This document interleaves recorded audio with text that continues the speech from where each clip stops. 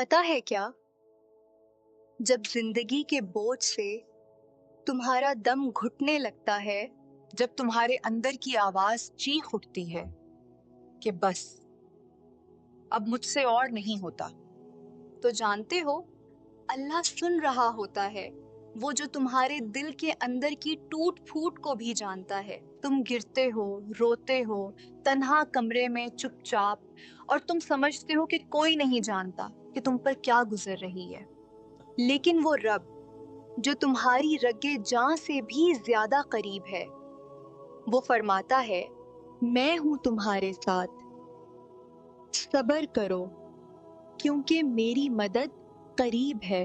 تم انسان ہو، تمہارے کندھے ہر بوجھ اٹھانے کے لیے نہیں بنے، تمہیں رونا بھی ہے، رکنا بھی ہے، لیکن ہار نہیں ماننی، کیونکہ تمہارا رب کبھی ہارتا نہیں ہے۔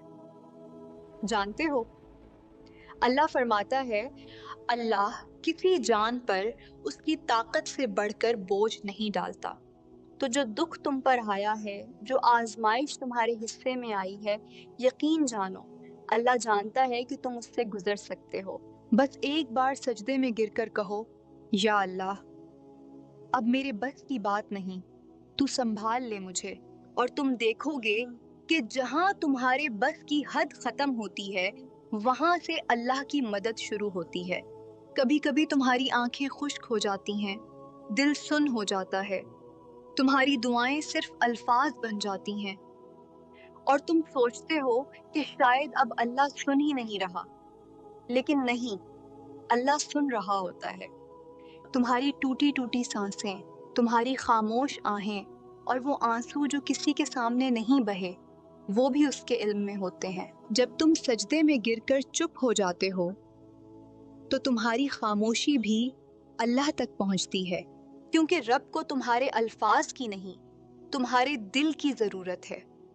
وہ دل جو تھک چکا ہے، ٹوٹ چکا ہے، لیکن پھر بھی کہتا ہے، یا اللہ میں اب بھی تجھ سے امید رکھتا ہوں۔ لوگ تھک جاتے ہیں، رب نہیں، لوگ تمہیں سن کر تھک جاتے ہیں، دنیا تمہارے درد کو نظر انداز کر دیتی ہے، اور رب فرماتا ہے مایوس نہ ہو، میری رحمت سے کبھی مایوس نہ ہو، کیونکہ میں گناہوں کو معاف کرنے والا ہوں۔